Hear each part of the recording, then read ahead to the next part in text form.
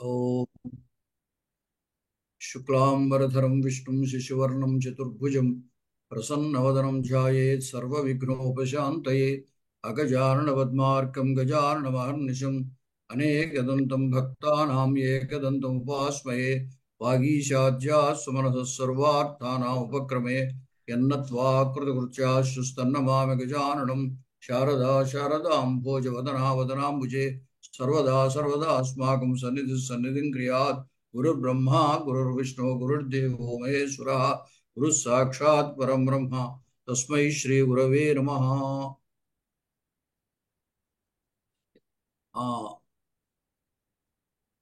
ह्यः कक्ष्यायां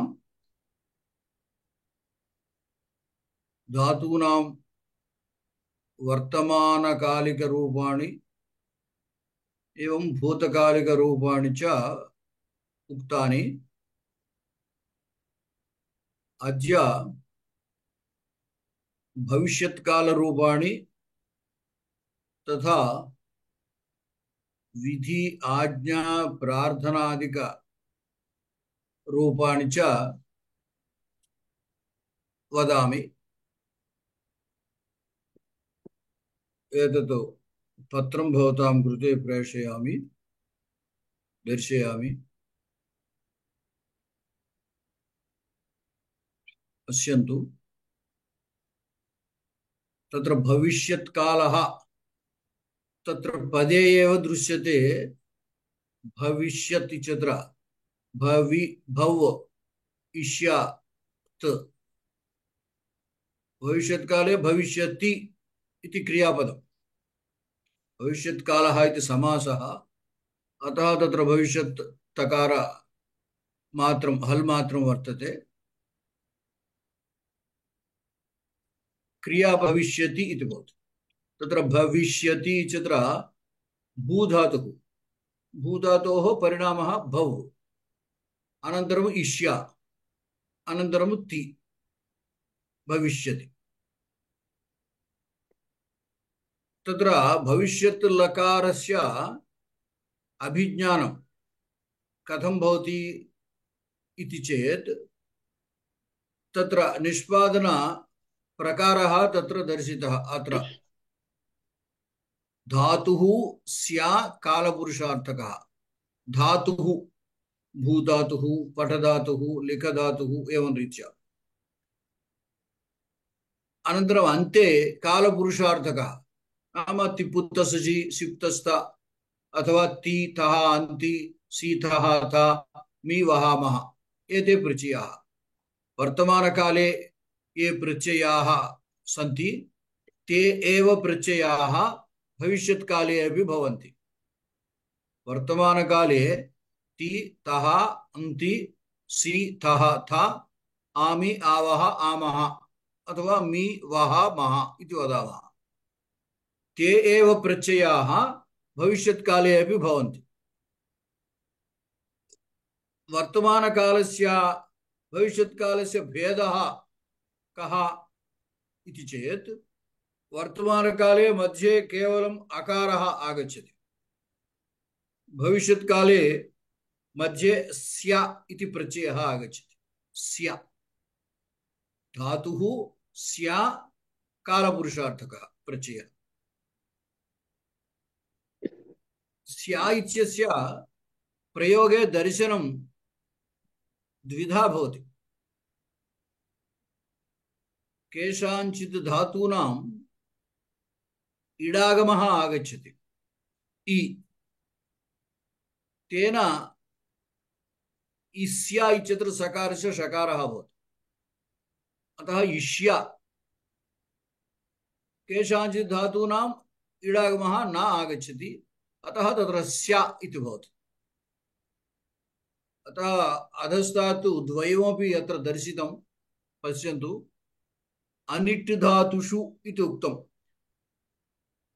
धातूनां यदा इडागमः आगच्छति ते धातवः सेट् धातवः। सेट् सा प्लस इट्, सेट् नाम इट् सहितः इत्यर्थः। सेट् नाम सा इट्, इट् सहितः इत्यर्थः। अनिट् इट् रहितः इट् सहितः इट् रहितः इट् रहित धातूनां प्रत्ययाः अत्र दत्ताः आदौ प्रथमपुरुषः स्यति स्यतः स्यन्ति मध्यमपुरुषः स्यसि स्यथः स्यथ उत्तमपुरुषः स्यामि स्यावः स्यामः तत्र स्या इति भविष्यत्कालसूचकः ति इति कालपुरुषार्थकप्रत्ययः सर्वेषां समानतया आगच्छति अतः स्यति स्याति स्यातः स्यान्ति स्यासि स्याथः स्यथ स्यामि स्यावः नाम स्या आमि स्या आवः स्या आवः एवं रीत्या दृश्यन्ते तत्र उदाहरणतया पठ् धातुः इकार नास्ति खलु तत्र पाधातुः पाधातुः पापाने इति धातुः स्वीक्रियताम् धातोः योजनेन पा स्याति पास्यति पास्यतः पास्यतः पास्यन्ति पास्यन्ति आदौ तत्र दृश्यते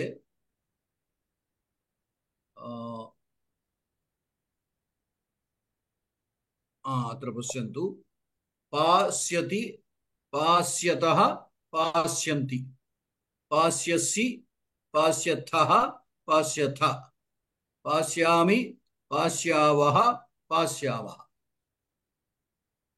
पास्या भविष्यत्काले अहं श्वः क्षीरं पास्यामि నేను రేపు పాలు తాగుతాను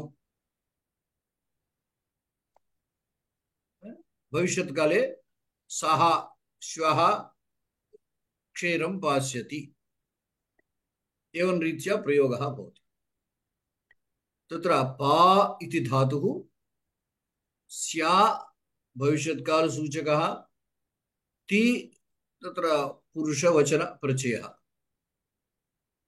एवं रीत्या अर्थः ज्ञातव्यः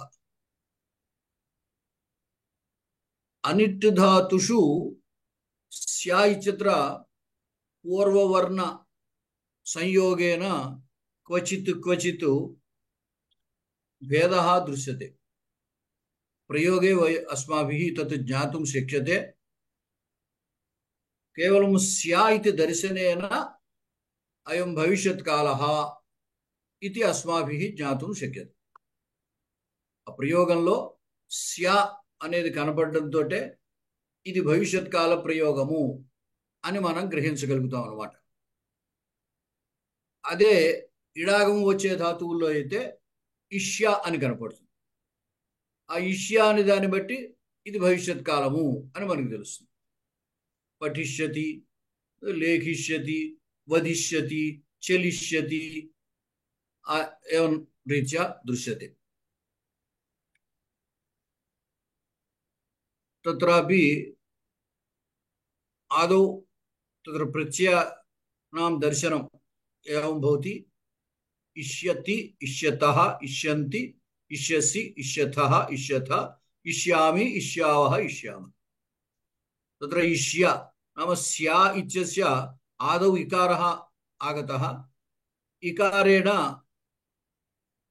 तत्र सकारस्य षकारत्वेन परिणामः पूर्वम् इकारः अस्ति अतः इकारात् परस्य सकारस्य षकारः भवति तत्र सूत्रादिकम् इदानीम् अनावश्यकम् इष्यति इष्यतः इष्यन्ति इष्यसि इष्यथः इष्यथ इष्यामि इष्यावः इष्यामः इदानीम् एतान् प्रत्ययान् धातुना संयोगं कुर्मः पठिष्यति योजनं पठिष्यति पठ् धातुः इष्या भविष्यत्कालसूचकः ति पुरुषार्थकप्रत्ययः पठिष्यति पठिष्यतः पठिष्यन्ति पठिष्यसि पठिष्यथः पठिष्यथ पठिष्यामि पठिष्यावः पठिष्यावः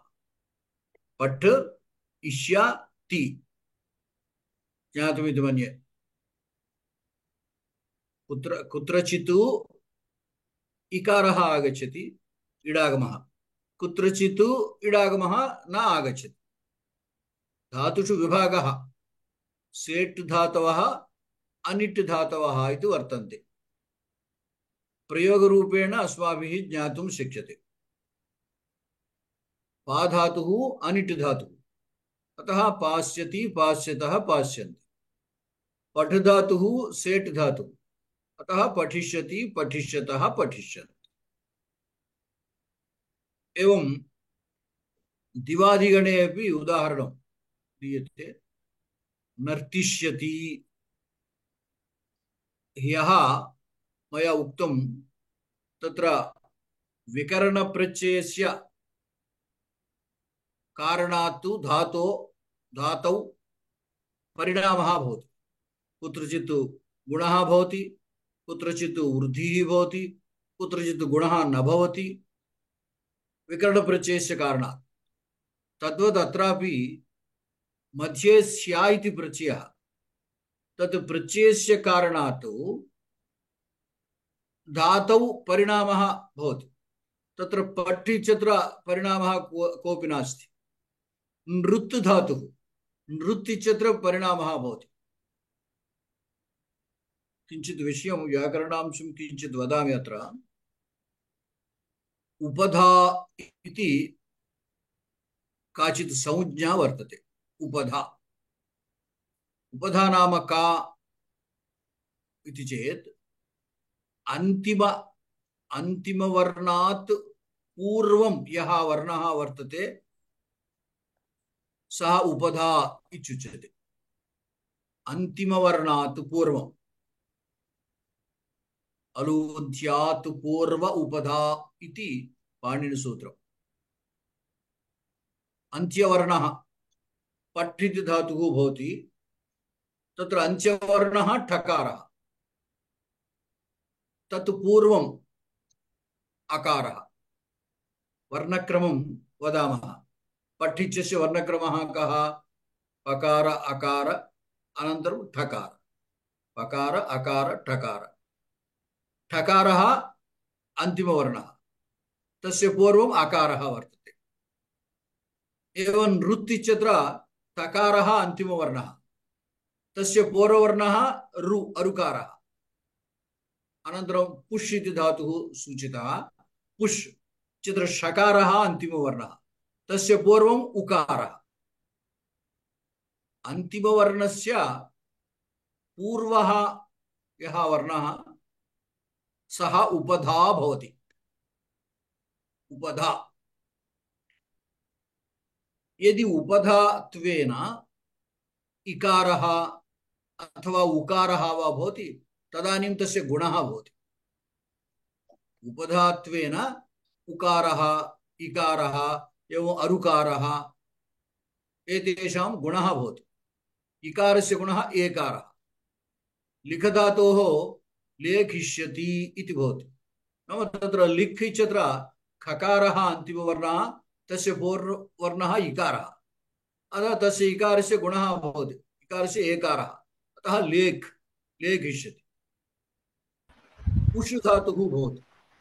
पुष् धातोः पुष् षकारस्य पूर्ववर्णः उकारः, अतः उकारस्य गुणे ओकारः, ओष्, ओक्ष्यति इति भवति। नृत्, नृत् इत्यत्र तकारस्य पूर्ववर्णः अरुकारः, तस्य गुणे अर्, ऋकारस्य गुणः अर्। नर्, नृ, ऋकारस्य गुणे अर्, नर्। नर्त् तकारः वर्तते, नर्त्। अनन्तरम् इष्यति, नर्तिष्यति। नाम तत्र परिणामः कथम् आगतः इति ज्ञातव्यम्। तदानीं सुलभतया भवद्भिः इतरेषाम् अपि धातूनां भविष्यत्कालरूपाणि लिखितुं शक्यते। पठ् इत्यत्र तु तकारस्य पूर्ववर्णः अकारः, अतः तत्र इकारः वा उकारः वा अरुकारः वा नास्ति, अतः तत्र गुणः कोऽपि नास्ति। नर्तिष्यति, नर्तिष्यतः, नर्तिष्यन्ति, नर्तिष्यसि, नर्तिष्यथः, नर्तिष्यथा, नर्तिष्यामि, नर्तिष्यावः, नर्तिष्यामः। सः इट् सेट् धातु, पुष् धातुः अनुट् धातु। पोष्यति तत्र षकार सकारयोः योजनेन क्षकारः भवति व्याकरणरीत्या, अतः पोक्ष्यति। पुष् उकारः, उकारस्य गुणे ओकारः, अतः पोक्ष्यति, पोक्ष्यतः, पोक्ष्यन्ति, पोक्ष्यसि, पोक्ष्यथः, पोक्ष्यथा, पोक्ष्यामि, पोक्ष्यावः, पोक्ष्यामः। एवं तुदादिगणे तुद्, तोद्, तुद् इत्यत्र उकारः वर्तते, अतः उकारस्य ओकारः। तोद् स्याति, तोत्स्यति, तोत्स्यतः, तोत्स्यन्ति, तोत्स्यसि, तोत्स्यथः, तोत्स्यथा, तोत्स्यामि, तोत्स्यावः, तोत्स्यावः। तुद् धातोः तुदव्यधने బాధించుట అనర్థం. తోత్స్యతి అంటే బాధించుచున్నాడు లేదా బాధించుచున్నది. రుజ పురుషం తోత్స్యతి, రోగం అంటే పురుషుడు బాధిస్తున్నది అన్నట్టు. నుట్లకారం కాబట్టి తోత్స్యతి అంటే బాధించబోతాడు అంతేనమ్మా కొద్దిగా, అంతే, అంతే కదా. భవిష్యత్ కాలం. భవిష్యత్ కాలం కాబట్టి. లేఖిష్యతి, లిఖ్ ఇష్య, లేఖిష్యతి, లేఖిష్యతః, లేఖిష్యంతి, వ్రాస్తాడు. తర్వాత ఇకారం కాబట్టి ఒక ఏకారం. తర్వాత ఏమిటండి, ఇకారం వచ్చింది కాబట్టి లిక్ అనేది లిక్ ఇకారం. ఇప్పుడు ఇష్యా దగ్గర ఇకారం ఉంది కాబట్టి స్యాలో సకారం షకారం అయింది. అలాగే లిఖ్లో ఇకారం ఉంది కాబట్టి ఇకారానికి ఏకారం గుణం. తుద్దులో ఉకారానికి ఓకారం వచ్చినట్టుగా లిఖ్లో ఇకారానికి ఏకారం. అంచేత లేఖిష్యతి, లేఖిష్యతః, లేఖిష్యంతి, లేఖిష్యసి, లేఖిష్యతః, లేఖిష్యత, లేఖిష్యామి, లేఖిష్యావః. ఇక్కడ కొంతమంది అభిప్రాయంలో ఏంటంటే వ్యాకరణంలో కొంతమంది ఇక్కడ లిఖ్లో ఇకారానికి గుణము రాదు అని చెప్పి లిఖిష్యతి, లిఖిష్యతః, లిఖిష్యంతి అని కూడా చెప్తారనుకోండి. సరే, మనం గుణం వచ్చేదాన్ని ఫాలో అయితే లేఖిష్యతి, లేఖిష్యతః, లేఖిష్యంతి ఏదో ఒక పద్ధతిని. ఎక్కువ చోట్ల ఇట్లాగే గుణం వచ్చేవే ఎక్కువ ఉన్నాయి. కొంతమంది క్వచిత్ చాలా తక్కువగా లిఖిష్యతి అని కూడా అంటారు. సరే గురుగారు క్షమ్యతాం, ఇంకొకసారి ఉపధా గురించి చెప్తే వీలైతే చెప్పండి గురుగారు. ఉపధా గురించి ఉపధా చెప్తా. ఇప్పుడు చుర్రు ఉందనుకోండి, చుర్రులో చివరి వర్ణం రేభ. ఆ రేభకు వెనకాల ఉన్న వర్ణం మనం సాధారణంగా వెనకాల ఉన్న చూ అనేసుకోకూడదు. అంచేత వర్ణక్రమం చకార ఉకార రేభలు ఉన్నాయి. అంచేత రేభకి వెనకాల ఉకారం ఉంది, ఆ ఉకారానికి వెనకాల చకారం ఉంది వర్ణక్రమం చెప్తే. కాబట్టి రేభకు వెనకాల ఉకారము ఉపధనమాట.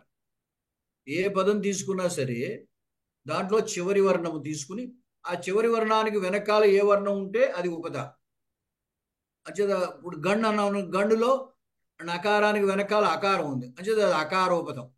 పట్ ఠకారం, ఠకారానికి వెనకాల అకారం ఉంది, అంచేత అది అకారోపదం.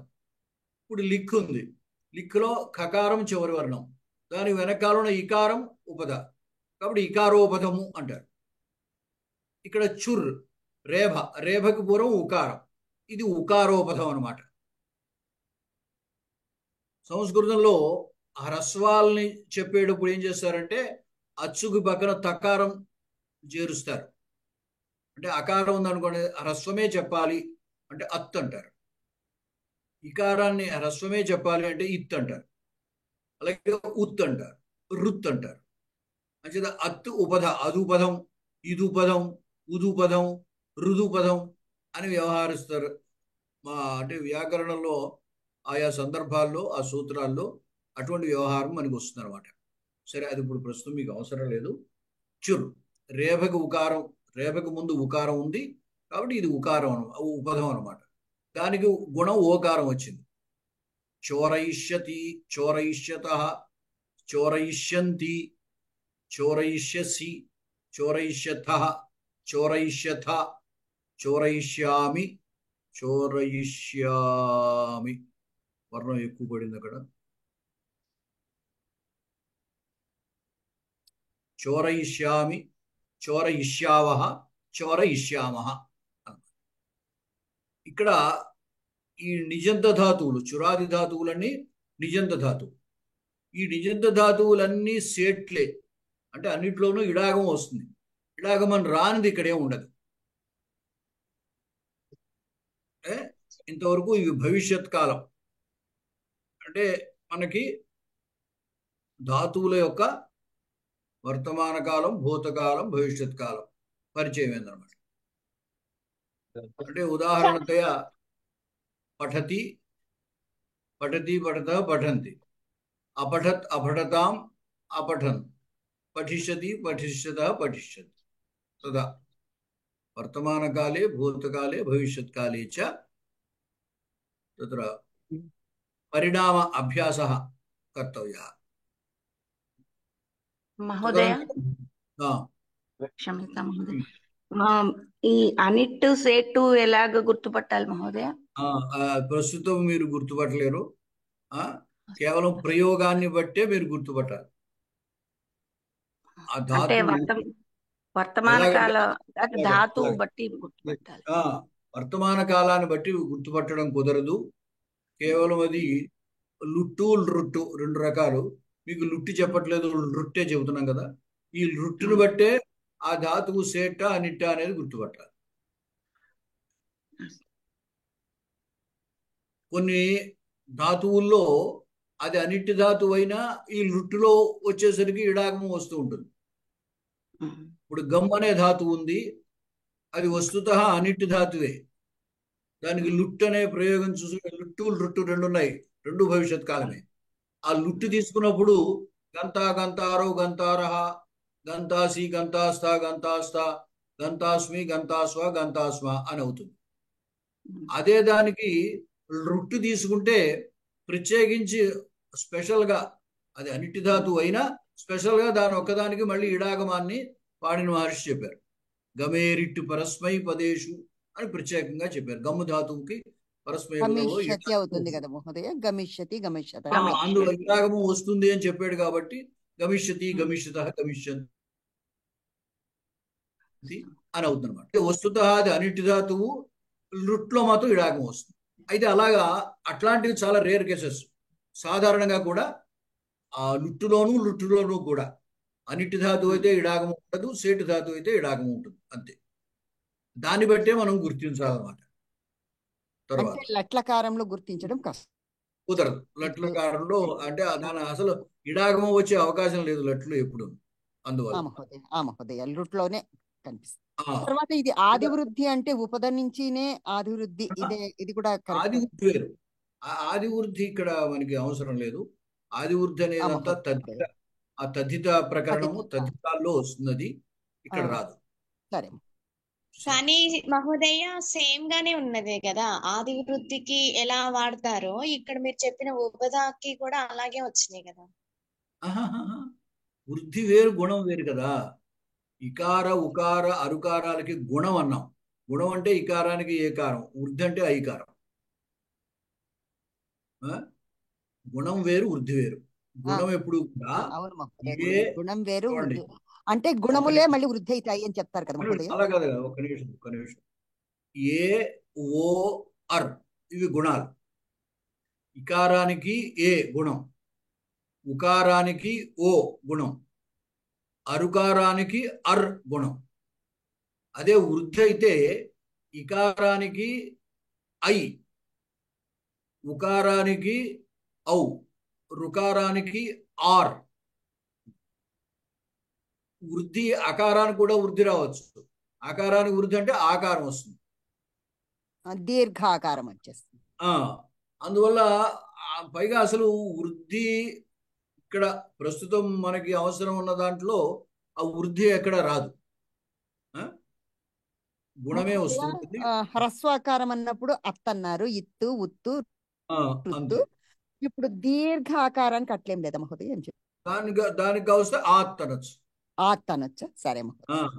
సరే, దీర్ఘాన్ని చెప్పదలిస్తే ఆత్. సరే మహోదయ. సరే సరే, తర్వాత ఇంకొక లకారం యొక్క పరిచయం చేస్తున్నాము. దీన్ని లోట్ అంటారు. విద్యాద్యర్థక ప్రత్యయా. ఈ లోట్ అనేది చాలా విస్తృతమైన అర్థాల్లో ఉపయోగిస్తారు. తాత్పర్యం ఏమిటి అంటే ఎదుటి వాడిని మనం చెప్పే పని చేసేటట్లుగా ప్రేరేపించడం, అది దాని యొక్క అర్థం. ఎదుటి వాడిని నువ్వు ఈ పని చెయ్యి అని చెప్పడానికి లోటు ఉపయోగిస్తారు. అలాగే ప్రార్థన, భగవంతుడిని మనం ఏదైనా ప్రార్థిస్తూ ఉంటాం, అటువంటిప్పుడు కూడా ఈ లోటు ఉపయోగిస్తారు. అలాగే పిల్లల్ని మనం ఆశీర్వదిస్తూ ఉంటాం, అటువంటిప్పుడు కూడా ఈ లోటు ఉపయోగిస్తారు. దీనికి చాలా విస్తృతమైన లిస్టు చాలా ఉంది. తాత్పర్యం అది చివరికి. విధి, నిమంత్రణ, ఆమంత్రణ, సంప్రశ్న, ప్రార్థనేషు లింగ్ వస్తుంది. ఆ లింగ అర్థంలోనే ఈ లోటు కూడా వస్తుంది.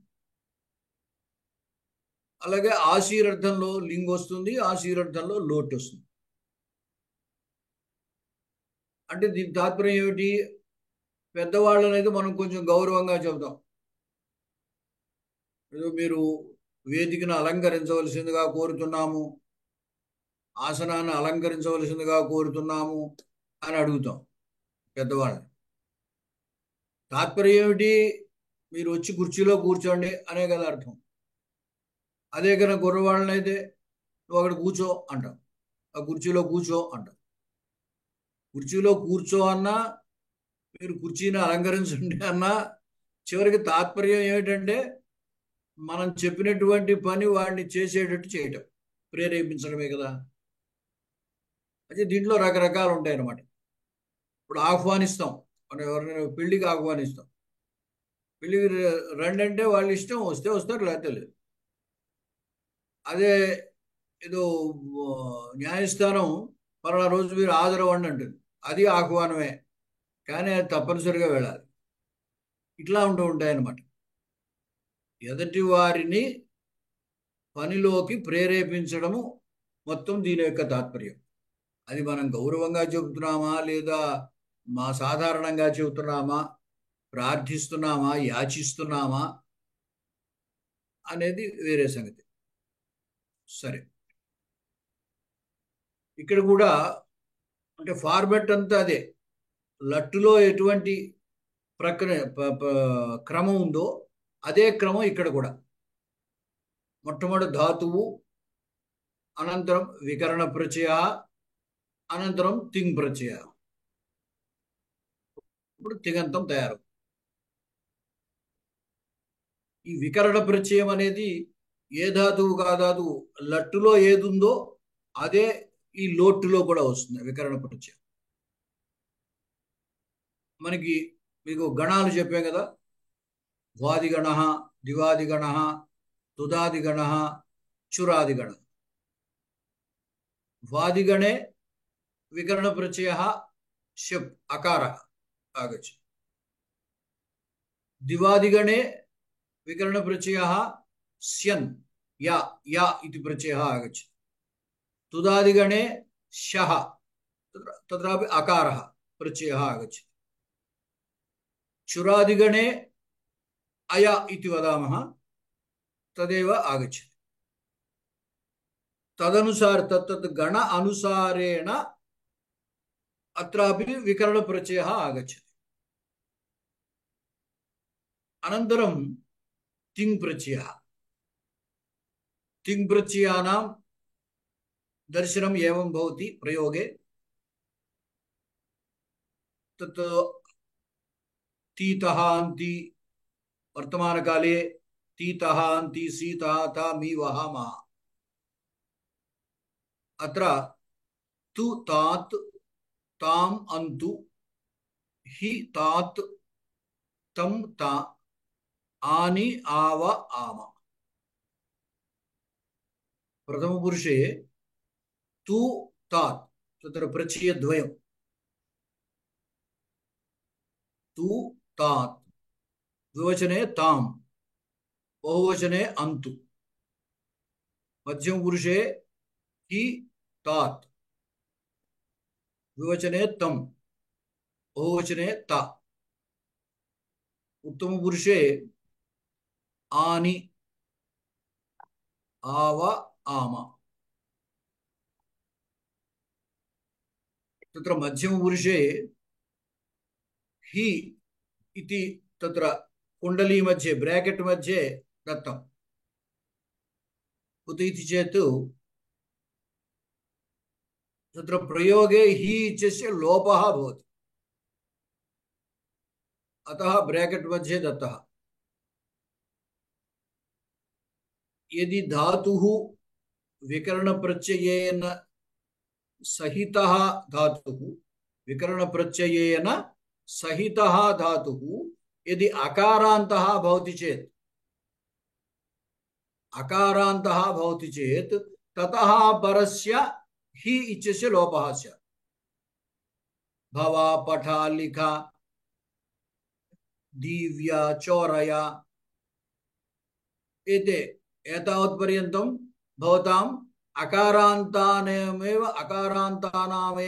उपदेशः कृतः एतावत्पर्यन्तम् अतः तेषां सर्वेषामपि मध्यमपुरुषे एकवचने हि इत्यस्य लोपः भवति इदानीं तत्र उदाहरणं पश्यन्तु प्रथमपुरुषः पठतु पठतात् पठ धातुः आ विकरणः तु प्रत्ययः पठ आ तु पठतु पठ इति नवरूपेषु समानमेव पठ तु केवलं प्रत्ययस्य योजना पठतु पठतात् आशीर्वचन समये पठतात् इति वदन्ति साधारण आज्ञा समये पठतु इति वदन्ति पठतु पठतात् द्विवचने तां पठ तां पठतां बहुवचने पठ अन्तु पठन्तु मध्यमपुरुषे एकवचनं पठ तत्र प्रत्ययः हि इति निर्दिष्टः सः प्रत्ययः पठ इति अकारान्तः अतः सः प्रत्ययः लुप्तः भवति अतः पठ इत्येव भवति पठ पठतात् पठतं पठत उत्तमपुरुषे पठानि पठाव पठाम इतः पूर्वं केवलम् आज्ञात्वेन मध्यमपुरुष एकवचन बहुवचने मया उक्ते पठ लिख गच्छ तिष्ठ पश्य पिब एवं रीत्या वदामः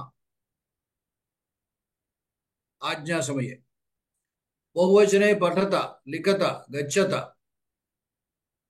बहुत्र मध्यमपुरुष प्रयोग एव अधिकतया दृश्यते क्वचित् प्रथमपुरुषः अपि भवति सः गच्छतु नाम सः पठतु भगवान् ऐश्वर्यं ददातु अथवा भगवान् शुभं करोतु एवं रीत्या तत्र प्रयोगः भवति मध्यमपुरुषस्य प्रयोगः अधिकतया भवति प्रथमपुरुषस्य प्रयोगः ततोपि किञ्चित् अल्पतया भवति उत्तमपुरुषस्य प्रयोगः సాధారణతయా ప్రాయశః నభవత్యేవ, అతీవ స్వల్పతయా భవతి. ఇంట్లో మధ్యమ పురుష ప్రయోగం ఎక్కువగా ఉంటుంది, అంటే ఎదుటివాడికి మనం చెప్తా ఉంటాం కాబట్టి, ఎదుటివాడికి మనం చెప్పేవి ఎక్కువ ఉంటాయి కాబట్టి. పైది ప్రార్థన లేదా ఆశీస్సు అటువంటి సందర్భంలోనే వాడతాము కాబట్టి, ఎదుటివారిని ఎదురుగా ఆశీర్వదించేటప్పుడు, ఎదురుగా ప్రార్థించేటప్పుడు మధ్యమ పురుషే వాడతాం. అంచేత కనబడిన వాళ్ళకి ఎవరికో అనిర్దిష్టం ఫలానా వాడని చెప్పడానికి లేదు, అటువంటి వాళ్ళకి చెప్పినప్పుడు ప్రథమ పురుష వాడతాం. అంచేత మధ్యమ పురుష ప్రయోగం కంటే ప్రథమ పురుష ప్రయోగం తక్కువగా ఉంటుంది. ఇక ఉత్తమ పురుష ప్రయోగం ఏమిటంటే, మన్ని మనం ఆజ్ఞ చేయడము, మన్ని మనం ప్రార్థించుకోవడము అనేవి సాధారణంగా ఉండదు. అందువల్ల పఠాని పఠావ పఠామ అనే ప్రయోగం ఎప్పుడో అవసరం ఉండదు సాధారణంగా. ఎందుకంటే నేను చదువుగాక అని నన్ను నేను అనుకుంటానా? అనుకోం కదా. అందుచేత ఈ ఉత్తమ పురుష ప్రయోగము చాలా తక్కువగా ఉంటుంది అన్నమాట. ఎప్పుడు సంభవిస్తుందంటే, ఏ కలవ కన్నా అనుకోండి, కలలో మనకి మనమే ఆజ్ఞించే అవకాశం ఉంటుంది. అటువంటి సందర్భంలో కానీ, లేకపోతే ఫలానా వాడు నన్ను చదవమని చెప్పాడు, ఫలానా వాడు నన్ను ఏదో ఆజ్ఞాపించాడు, ఈ విధంగా చేయమన్నాడు అని చెప్పిన సందర్భంలో ఉండొచ్చు అన్నమాట. సరే, ఈ 4 గణాలకి కూడా వీటికి ఉదాహరణలు ఇక్కడ చూపించాం. పఠతు పఠతాత్ పఠతాం పఠంతు, పఠ పఠతాత్ పఠతం పఠత, పఠాని పఠావ పఠాం. దివాదిగణే నృత్యతు నృత్యతాత్ నృత్యతాం నృత్యంతు, నృత్య నృత్యతాత్ నృత్యతం నృత్యత, నృత్యాని నృత్యావ నృత్యామ. తుదాదిగణే తుదతు తుదతాత్ తుదతాం తుదంతు, తుద తుదతాత్ తుదతం తుదత, తుదాని తుదావ తుదామ. చోరాదిగణే చోర చోరయతాత్ చోరయతాం చోరయంతు, చోరయ చోరయతాత్ చోరయతం చోరయత, చోరయాని చోరయావ చోరయామ. ఈ విధంగా ఇప్పుడు మీకు అంటే 4 లకారములు చెప్పడం జరిగింది. మీకు ఒక ధాతువుల యొక్క ఒక లిస్టు మీకు దీంట్లో పోస్ట్ చేస్తాము. ఆ చేసిన తర్వాత మీరు ఏం చేస్తారంటే, ఆ ధాతువులన్నిటికీ ఈ 4 రకాల రూపాలు ఎలా ఉంటాయో ఒక పుస్తకం మీద విడిగా రాసుకోండి. ఎక్కడైనా సందేహాలు ఉన్నప్పుడు కానీ, లేదా చెబితే తప్పు అని అనిపిస్తే బట్ మనం కరెక్ట్ చేసుకోవచ్చు. ఎవరు మణి ఎవరు మాట్లాడతారా? గురుగారు, ఈ దీనికి బాగా అర్థం అవడానికి మీరు ఈ చోరయత్ చోరయత చోరయతాం అవి ఉన్నాయి కదా, ఒకసారి తెలుగులో చెప్తారా? అప్పుడు మాకు అర్థమవుతుంది ఆ లోతు ఎట్లా పనిచేస్తుందో. ఒకసారి చెప్తారా? ఆజ్ఞ ఇప్పుడు మనం దేన్నైనా ఎవరినైనా ఆజ్ఞాపించినప్పుడు దొంగిలించు అంటే దొంగిలించు అని ఎవరు చెప్పడం అనుకోండి, ఇంకోటి చెప్పండి. ఏ ధాతువైనా ఇప్పుడు దానికి ప్రథమ పురుషులు అయితే ఏమవుతుంది, మనం వాడు వెళ్ళుగాక అంటాం.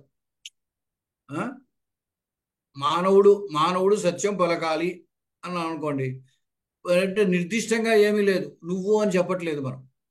అప్పుడు బాలకః పఠతు అన్నాం అనుకోండి, బాలకః పఠతు అంటే బాలుడు చదవాలి, చదువుగాక. మరి ఏదో ఆశీర్వచనం అయితే చదువుగాక, నీకు చదువు బాగా రాగాక అంటాం కదా, పరీక్షలో పేసవుగాక అంటాం కదా. అలాగా అటువంటి సందర్భంలో మనం ఎదుటివాడిని కాకుండా చెప్పినప్పుడు ప్రథమ పురుష కదా, రామః వనం గచ్చతు. ఇప్పుడు ఆవిడ ఎవరైంది, కైకేయి ఏం చెప్పింది? రామః వనం గచ్చతు అని చెప్పి, రాముడు వనమునకు వెళ్ళుగాక అని. డైరెక్ట్గా రాముడితో చెప్పలేదు కదా. అలాగా అటువంటిప్పుడు ప్రథమ పురుష అనమాట. భగవాన్ ఐశ్వర్యం దిశతు, దిశతు అంటే ఇచ్చుగాక. అప్పుడు ఏమైంది, భగవంతుడు ఐశ్వర్యం ఇచ్చుగాక అని. మనం భగవంతుడితో చెప్పట్లేదు, భగవంతుడు ఇవ్వాలి అని అంటున్నాం అంతే. అటువంటి సందర్భాల్లో ప్రథమ పురుషు వాడతాము. అప్పుడు పఠతు పఠతాత్ ఈ రెండిట్లో ఏదైనా అంటే ఆశీర్వచనం అయితే పఠతాత్ అంటారు. మామూలుగా విధి ఆజ్ఞ అయితే ఆజ్ఞ కానీ ప్రార్థన కానీ ఇటువంటిప్పుడు పఠతు అంటారు. ద్వివచనం పఠతాతు, బహువచనం పఠంతు. బాలకాహ పఠంతు అంటే బాలురందరూ చదవాలి లేదా చదవండి. చదవండి అని సాధారణంగా ఏమవుతుంది, ఎదురుగా ఉన్నప్పుడు చదవండి అంటాం తెలుగులో.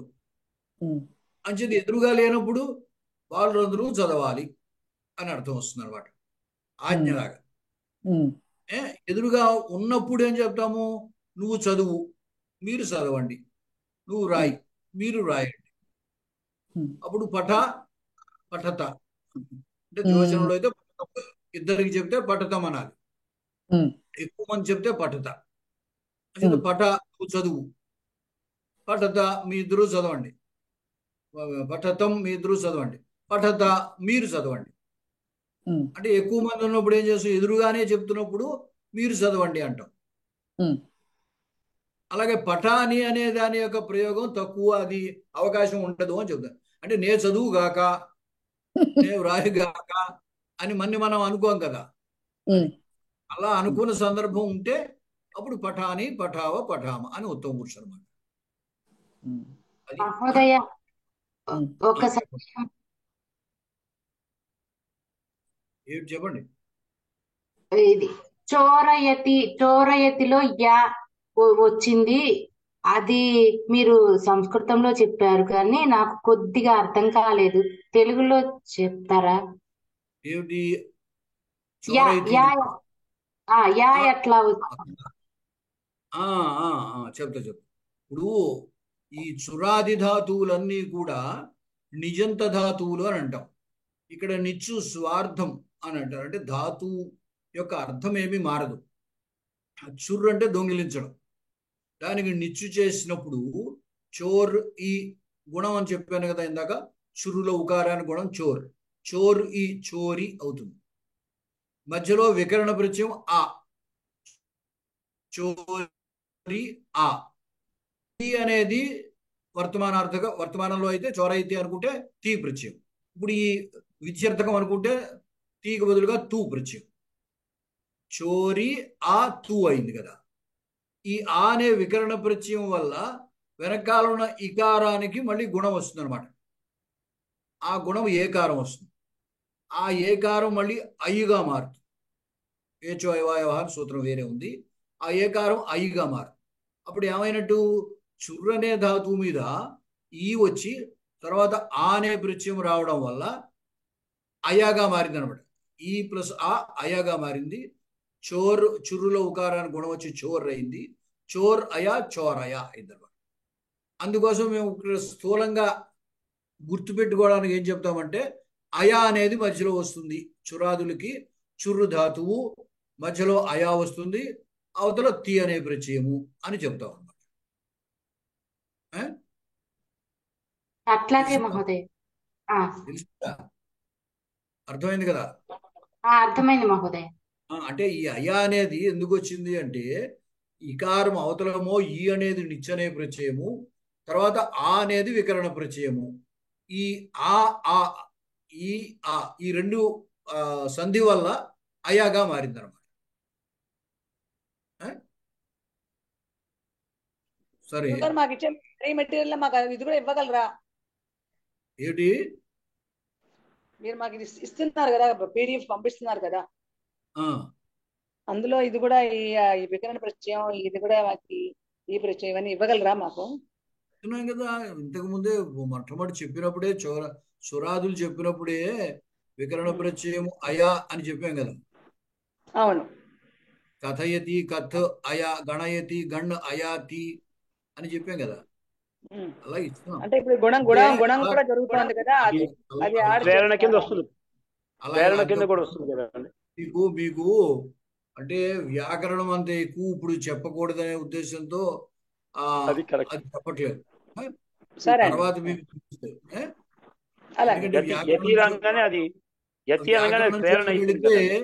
వ్యాకరణం జోలికి వెళ్తే ఇలా ఏదో కొంచెం చెప్పి వదిలేయడం కుదరదు. అనే ఓదాని మీద ఒకటి మీకు అనేక సందేహాలు వస్తాయి.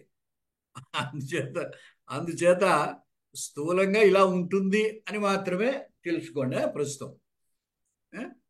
సరే, తర్వాత అజంత శబ్దాల్లో ఈరోజు గో అనేటువంటి శబ్దం యొక్క పరిచయం చేస్తాం. ఈ గో శబ్దం మనకు తెలుగులో మనము గోవు, ఎద్దు అని 2 రకాలుగా పదాలు ఉన్నాయి మనకి. సంస్కృతంలో రెండిటికి ఒకటే శబ్దం, గో శబ్దం. పుంలింగంలోనూ స్త్రీలింగంలోనూ ఒకేలా ఉంటుంది ఇది. అయితే తెలుగులో మనం ఏం చేస్తామంటే ఎద్దుని వేరుగాను గోవును వేరుగాను చెప్పడానికి వేరు వేరు పదాలు మనకి తెలుగులో ఉన్నాయి. సంస్కృతంలో గోశబ్దాన్నే రెండిటికి కూడా ఉపయోగిస్తారు. అంటే ఎద్దుకి చెప్పడానికి వేరే ఇంకా పదాలు ఉన్నాయనుకోండి, అది వేరే సంగతి. కానీ గోశబ్దం చేత ఎద్దుని చెప్పచ్చు, ఆవుని చెప్పచ్చు అన్నమాట. అందువల్ల ఇది పుంలింగంలో స్త్రీలింగంలో ఒకేలా ఉంటుంది. ఇది మిగతా శబ్దముల కంటే కొంచెం విలక్షణంగా ఉంటుంది. అందుచేత మొత్తం శబ్దం అంతా ఇక్కడ ఇచ్చాను చూడండి. గౌహు, గావౌ, గావః. ప్రథమా విభక్తి గౌహు, గావౌ, గావః. ద్వితీయ గాం, గావౌ, గాః. తృతీయ గవా, గోభ్యాం, గోభిః. చతుర్థి గవే, గోభ్యాం, గోభ్యః. గోభ్యః ఇక్కడ పొరపాటు పడింది. గవే, గోభ్యాం, గోభ్యః. దాటిపోతుంటే గవే, గోభ్యాం, గోభ్యః. గోహ, దేవుని పదం కూడా ఉంది కదా మామూలుగా, దేవుని పదం కూడా ఉంది కదా. గోహ, గవం, గవి, గవోహ, గోషు. గోను చెప్పడానికి చాలా శబ్దాలు ఉన్నాయి. గో శబ్దము రెండిటినీ చెబుతుంది అని అంటారు అంతే. గో శబ్దము ఎద్దుని చెబుతుంది, ఆవుని చెబుతుంది. అంచేతే మనకి శబ్దమంజరిలో పుంలింగ శబ్దాల్లో ఇచ్చేసారు ఇది గో శబ్దం. గౌహు, గావో, గావహ అనేది పుంలింగమైనా అంతే, స్త్రీలింగమైనా కూడా అంతే. దానికి గౌహు, గావౌ, గావః. గాం, గావౌ, గాః. గవా, గోభ్యాం, గోభిః. గవే, గోభ్యాం, గోభ్యః. గోహ, గోభ్యాం, గోభ్యః. గోహ, గవోహ, గవాం. గవి, గవోహ, గోషు. తర్వాత కొన్ని వస్త్ర సంబంధమైన మనం నిత్యం ధరించేటువంటివి, వాటి యొక్క సంస్కృత పదాలు ఇక్కడ ఇచ్చాము. అంటే ప్రత్యేకం దీని గురించి ఆ శబ్దం తెలుసుకోవడమే, దీంట్లో బోధించేది ఏమి లేదు. మీరు ఆ శబ్దాలను తెలుసుకుని వాటిని ఉపయోగించుకోవచ్చు అన్నమాట. ధౌతం అంటే తెల్లని పంచి. ఇదే ధోవతి, ధోవతి అని వ్యవహారంలో వాడుతూ ఉంటారు. ధౌతం అంటే తెల్లని పంచి, శుభ్రమైన పంచి అని. ఉత్తరీయం అంటే కండువ. ఊరుకం అంటే ప్యాంటు, లాగు. యుతకం చొక్కా, షర్టు. చోళః కుర్తా. నిచోళః పైజమా. వేష్టః లుంగి. కరవస్త్రం చేతి రుమాలు. కంచుకః పురుషులు ధరించేటువంటి జాకెట్కి కంచుకం అని పేరు. చోలిక స్త్రీలు ధరించేటువంటి జాకెట్. షాటి, షాటిక చీర. దశ అంచు. ఆంగికం బనియన్. చోలిక బ్లౌజు. పూర్ణబాహం పొడుగు చేతుల చొక్కా. కుటుంబం బొత్తం. కుటుమలః కాజా. టోపిక టోపీ. శయనచ్ఛద పరుపు కవరు. ఆస్తరణం నేలపై పరిచే దుప్పటి.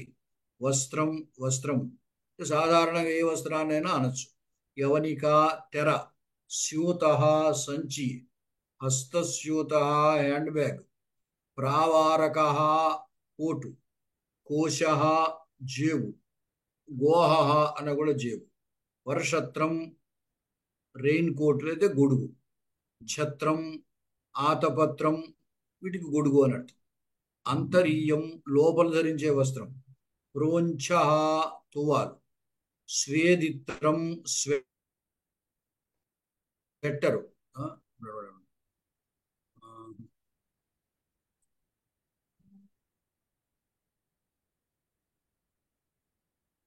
స్వేదిత్రం స్వెట్టరు.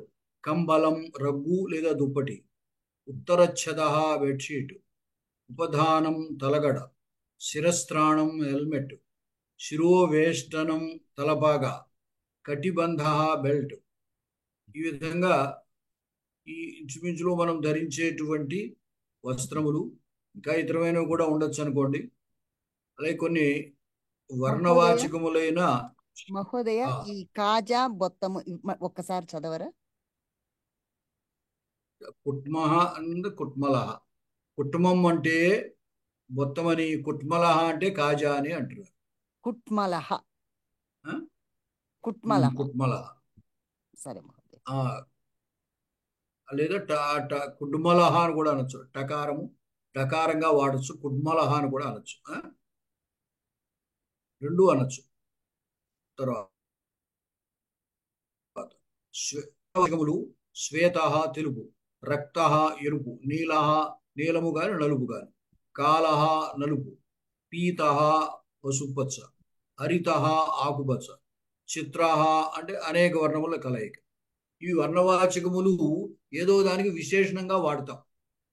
ఆ విశేషణంగా వాడినప్పుడు ఇప్పుడు శ్వేతం వస్త్రం, శ్వేత శాటిక అనాలి.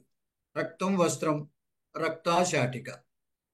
అలాగా ఆ విశేష్యాన్ని అనుసరించి వీటిని మార్చుకోవచ్చు అన్నమాట.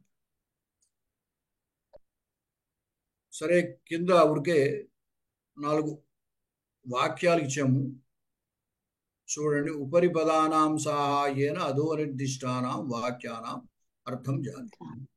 బాలకస్య ఊరుకం రక్తం, తస్య యుతకం శ్వేతం, యుతకస్య ఏకం కుటుంబం నాస్తి, కమలాయాః శాటి హరిత, తస్యాః దశ పీత.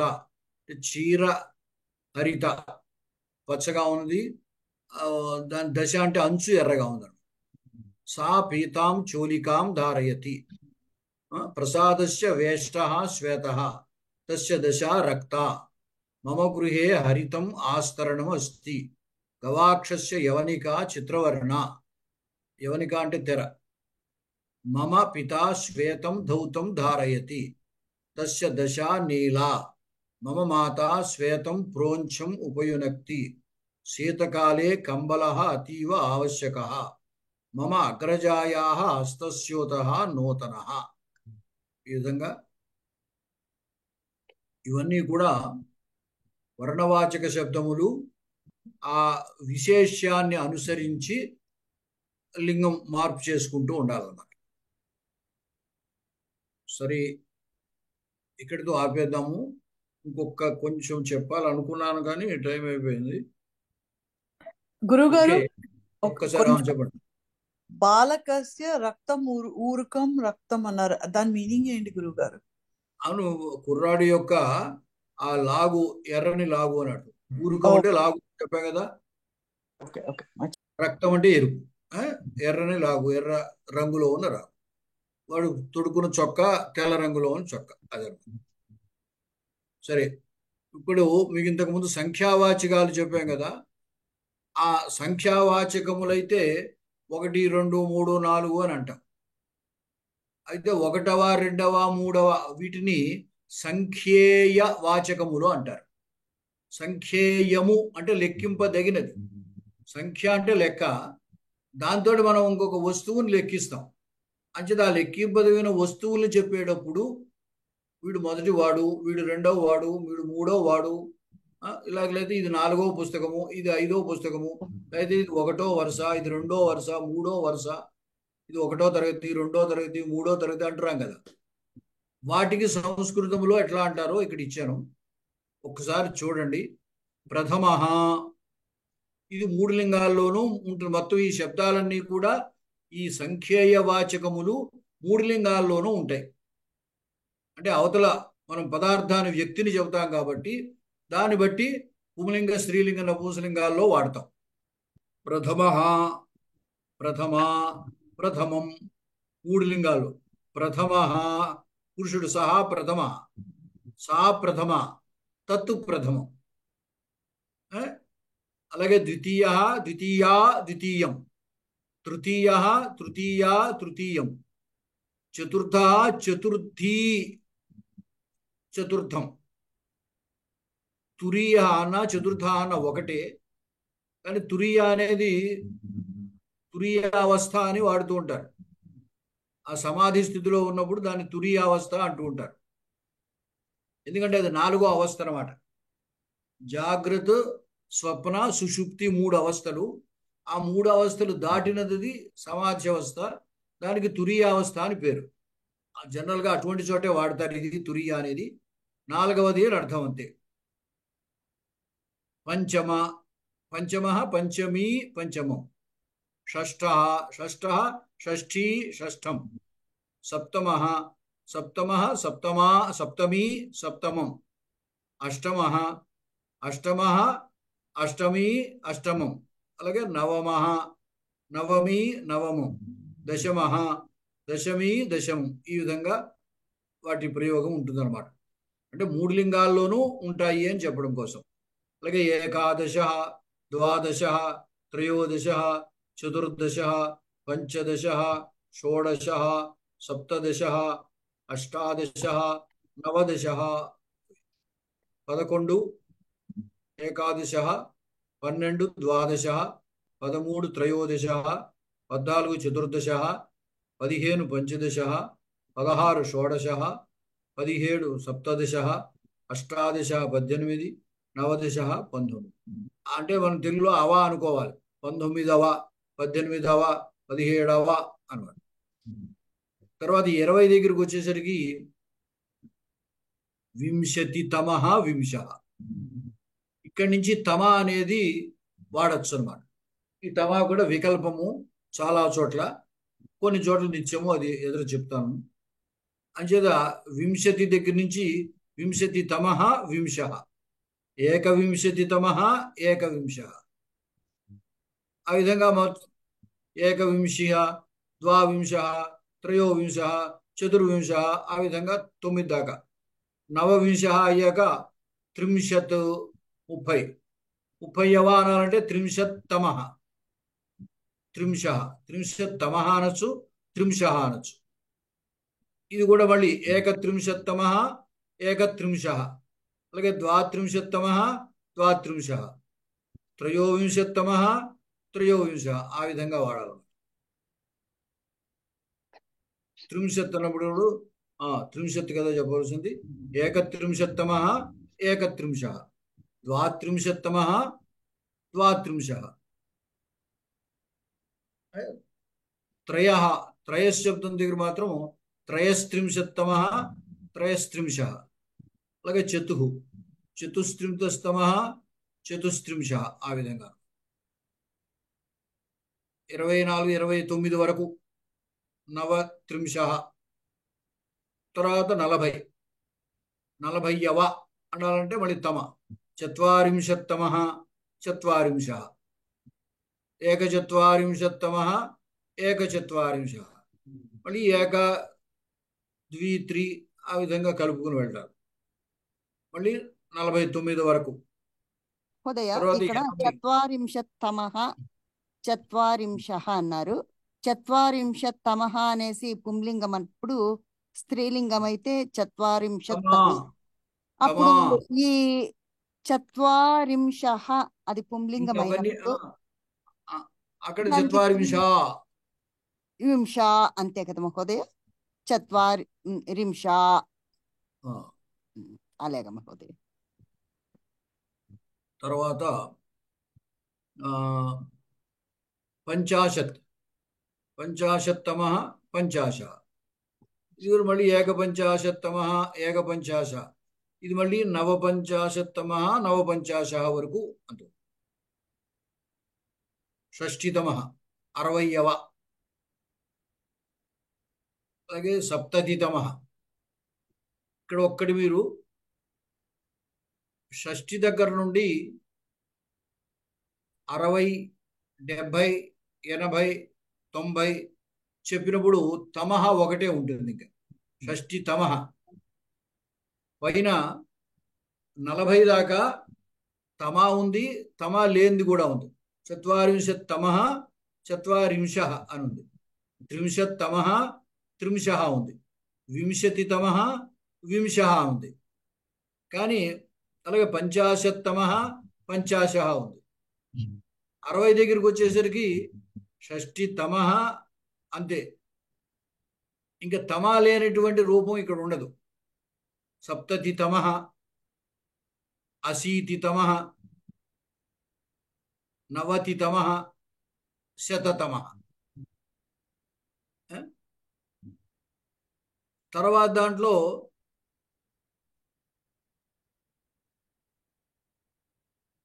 61వ అనాలంటే అక్కడ మాత్రం మళ్ళీ 2 ఉంటాయి.